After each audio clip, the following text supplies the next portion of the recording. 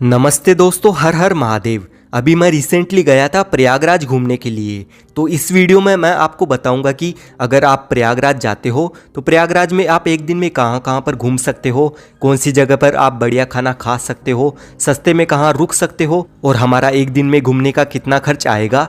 A to G सब कुछ घूमने की कंप्लीट इन्फॉर्मेशन आपको देने वाला हूँ, तो वीडियो को अंत तक ज़रूर देखना। आइए घूमते हैं प्रयागराज।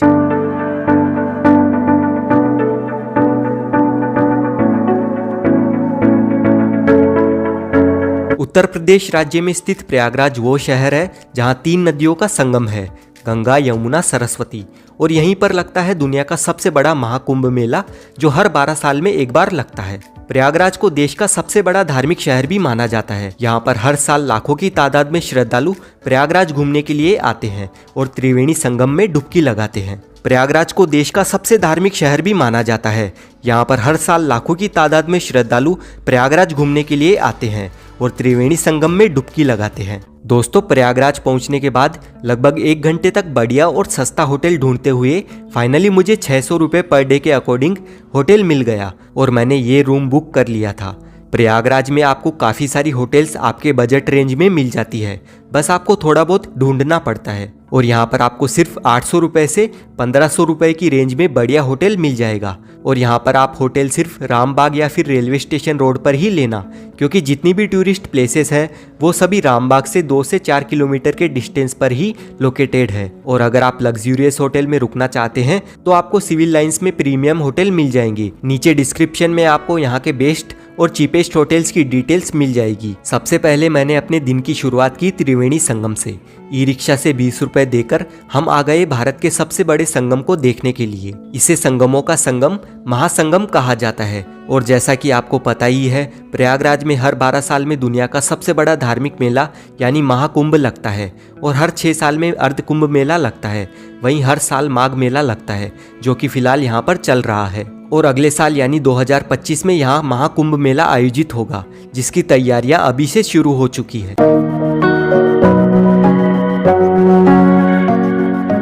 त्रिवेणी संगम तक जाने के लिए आपको बोट के थ्रू जाना होता है और यहाँ पर नाव वाले आपसे 100 रुपये 80 रुपये मांगेंगे संगम पर जाने के लिए। लेकिन हम तो 50 रुपये में इस बोट के थ्रू जा रहे हैं और नाव वाले भैया ने पहले ही हमें 50 रुपये बोला है, तो बार्गेनिंग करने की कोई गुंजाइश ही नहीं है। और वैसे भी ना पतवार चलाने में बहुत ज़्यादा मेहनत लगती है, तो इतना तो ये डिजर्व करते ही है, चाहे ये फिर 50 रुपये मांगे या फिर 100 रुपये।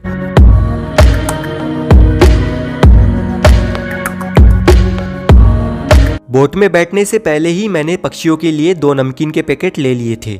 वैसे नदी के बीचों बीच आपको पक्षियों को खिलाने के लिए नमकीन के पैकेट मिल जाते हैं।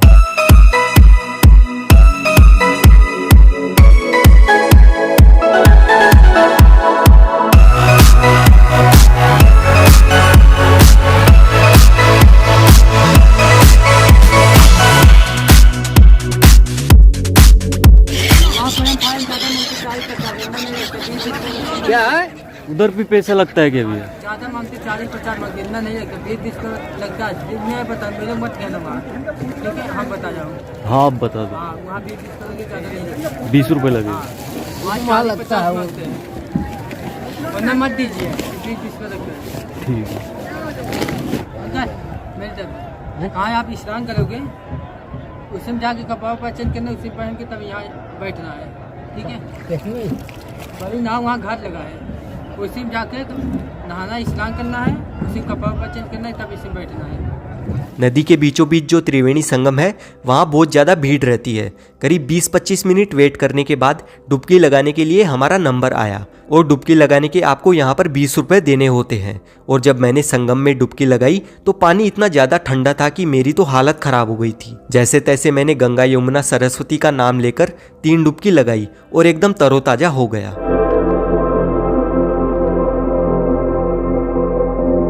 हमें संगम पर जाने आने, स्नान करने में 1 घंटे का समय लग गया था। स्नान होने के बाद बोट आपको नदी में पूरा 1 राउंड घुमा के घाट पर छोड़ देती है।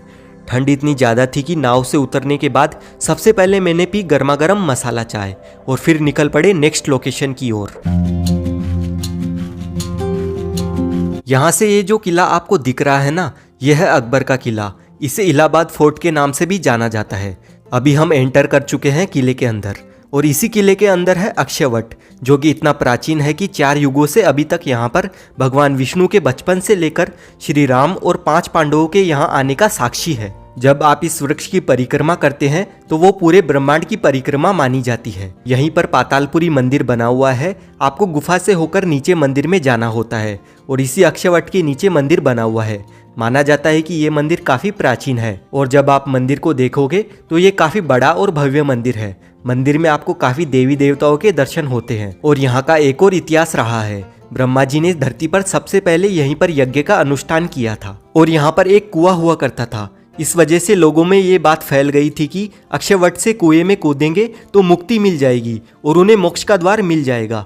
और देखते ही देखते लोग यहाँ आकर कुएं में कूदकर अपनी जान गंवा रहे थे। कहते हैं कि एक समय में पूरा कुआं लोगों की लाशों से भर गया था।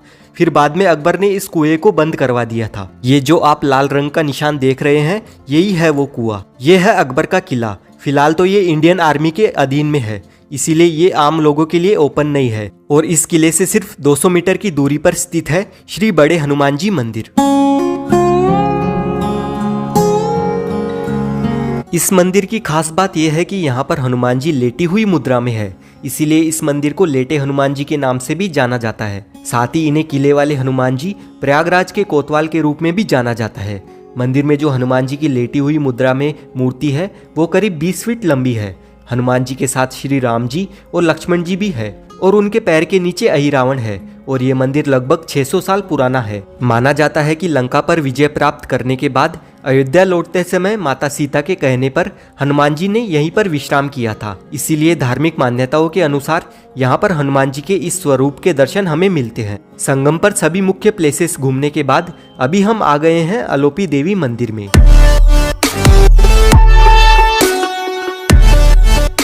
बड़े हनुमान जी से अलोपी देवी मंदिर तक आने के लिए ई रिक्शा वाले आपको 20 रुपए में पहुंचा देंगे। माँ अलोपी देवी मंदिर माँ सती के 51 शक्तिपीठों में से एक शक्तिपीठ है और इस मंदिर की खास बात यह है कि यहाँ पर आपको माँ की किसी भी मूर्ति या प्रतिमा के दर्शन नहीं होते हैं, बल्कि ये शक्तिपीठ बिल्कुल अलग है। यहाँ पर आपको माँ के झूले के दर्शन होते हैं और माता अपने भक्तों को पालने के रूप में दर्शन देती है। यही इस शक्तिपीठ की विशेषता है। जब शिवजी सती को लेकर पूरे ब्रह्मांड का चक्कर लगा रहे थे तब माता का हाथ कटकर यहाँ पर गिरा और शिवजी के मुख से निकल गया कि माँ अलोप हो गई है। तभी से यहाँ पर माता को अलोपी देवी के रूप में पूजा जाता है। इस मंदिर का एक और नाम है माँ अलोप शंकरी देवी। यहाँ से अब हम जाएंगे भारद्वाज पार्क और उनके आश्रम में, लेकिन वहाँ जाने से पहले दोस्तों अभी मैं आ गया हूँ नेत्राम मूलचंद जी की शॉप पर। खाने पीने के मामले में प्रयागराज की सबसे फेमस शॉप है ये। यहाँ पर 100 रुपए में अनलिमिटेड थाली मिलती है, जिसमें 4 कचौड़ी, दम आलू की सब्जी, परमल की सब्जी, थोड़ा सा बूंदी का रायता और साथ में एक खास टाइप की चटनी भी होती है। 4 पीस पूड़ियों के बाद आप पूड़ी अलग से लेते हैं तो 25 रुपए लगते हैं। बाकी सब्जी आप मनचाही ले सकते हैं और काफी बढ़िया टेस्ट था, कचौड़ी का भी और सब्जियों का भी। तो एक बार तो यहाँ पर आना बनता है। खाने पीने के लिए प्रयागराज में आपको काफी सारे food court, fast food shop, restaurants मिल जाएंगे, तो आप कहीं पर भी लंच, डिनर, ब्रेकफास्ट कर सकते हैं। नेत्राम संस की ये शॉप भारद्वाज पार्क आश्रम से थोड़ी ही दूरी पर है और इसी एरिया में ऑलमोस्ट बाकी की सभी टूरिस्ट प्लेसेस मौजूद है। अभी हम आ गए हैं भारद्वाज पार्क जाने के लिए। यहाँ पर आते ही सबसे पहले आपको भारद्वाज मुनि का बड़ा सा स्टेचू नजर आएगा। ये स्टेचू देखने में काफी बड़ा है। इसी के पास में भारद्वाज पार्क के अंदर जाने के लिए गेट बना हुआ है। पार्क में जाने के लिए हमें 10 रुपए की एंट्री टिकट लेनी होती है। ये पार्क काफी सुंदर पार्क है। यहाँ पर आपको सबसे पहले बहुत ही बढ़िया फाउंटेन देखने को मिलता है, फिर उसके बाद भारद्वाज जी के आश्रम की छोटी सी झलक भी देखने को मिलती है। भारद्वाज पार्क विजिट करने के बाद में अभी हम जा रहे हैं भारद्वाज आश्रम में, जो कि यहाँ से 250 मीटर के वॉकिंग डिस्टेंस पर ही लोकेटेड है। रामायण में भारद्वाज आश्रम का वर्णन कुछ इस टाइप से है। सबसे पहले श्री राम जी अपने वनवास के दौरान यहाँ पर आए थे महर्षि भारद्वाज जी से चित्रकूट का रास्ता पूछने के लिए। भारद्वाज आश्रम के आसपास और आश्रम में आपको बहुत सारे छोटे बड़े मंदिरों के दर्शन प्राप्त होते हैं। भारद्वाज मुनि जी का ये जो आश्रम है वो त्रेता युग का है और इसका भी अपना एक अलग ही महत्व है। भारद्वाज मुनि ने ही विमान बनाने और उड़ाने की कला की खोज की थी और कुंभ मेले के प्रवर्तक भी भारद्वाज मुनि ही थे। श्री राम जब ब्राह्मण कुमार उनको ब्रह्म हत्या लग गई थी तो भगवान ने 3 दिन इसी जगह भारद्वाज मुनि आश्रम में 3 दिन यज्ञ किया, तपस्या किया, तब उनको श्राप से मुक्ति मिली। भारद्वाज आश्रम प्रभु आए, करत दंडवत मुनि बताए, मुनि मन मोदना करके जाई, ब्रह्मानंद राशि कर पाई। भारद्वाज आश्रम प्रभु हुआ है। भगवान जब यहाँ गए सारे ऋषियों का मन प्रसन्न हो गया, सबने यहाँ पे जो है ब्रह्मा विष्णु का सबने यहाँ फूलों की वर्षा की। भारद्वाज आश्रम के जस्ट पास में ही स्वराज भवन और आनंद भवन म्यूजियम बना हुआ है। म्यूजियम में आपको काफी सारी एंटिक चीजें देखने को मिलती है और यहाँ पर जवाहरलाल नेहरू, इंदिरा गांधी, महात्मा गांधी जी रहा करते थे। आप चाहो तो यहाँ पर भी विजिट कर सकते हैं, लेकिन जिस दिन मैं यहाँ पर गया था उस दिन ये बंद था। खैर, इसके बाद में हम आ गए चंद्रशेखर आजाद पार्क। भारद्वाज पार्क से चंद्रशेखर आजाद पार्क 700 मीटर की दूरी पर स्थित है। पार्क में जाने के लिए आपको 5 रुपए की एंट्री टिकट लेनी होती है। 17 फरवरी 1931 को अंग्रेजों ने चंद्रशेखर आजाद को इसी जगह पर चारों ओर से घेर लिया और चंद्रशेखर जी काफी देर तक यहाँ पर आजादी की लड़ाई लड़ते रहे। जब उनकी पिस्तौल में आखिरी गोली बची तो उन्होंने अपनी आजाद रहने की प्रतिज्ञा को पूरा करने के लिए अपने आप को ही गोली मार ली और सदा के लिए अमर हो गए। चंद्रशेखर आजाद जी की वो पिस्तौल आज भी इसी पार्क के इलाहाबाद संग्रहालय में रखी हुई है, लेकिन संग्रहालय भी आज के दिन बंद था। ये पार्क काफी बड़ा है, इसमें घूमने में आपको 1 से 1.5 घंटे का टाइम लग जाता है। अगर आप प्रयागराज घूमने के लिए आते हो तो इस पार्क को विजिट करना बिल्कुल भी मिस मत करना। शहीद चंद्रशेखर आजाद पार्क के ठीक सामने रोड क्रॉस करने पर आप आ जाएंगे पंडित जी की चाट शॉप पर। पूरे प्रयागराज में पंडित जी की चाट काफी पॉपुलर है। इस शॉप की टाइमिंग शाम के 4 बजे से 9 बजे तक रहती है। यहाँ पर आपको लोगों की काफी ज्यादा भीड़ देखने को मिलती है। इस शॉप का कुल्हड़ वाला दही बल्ला, कचौरी, समोसा काफी फेमस है, तो आप यहाँ पर भी विजिट कर सकते हैं।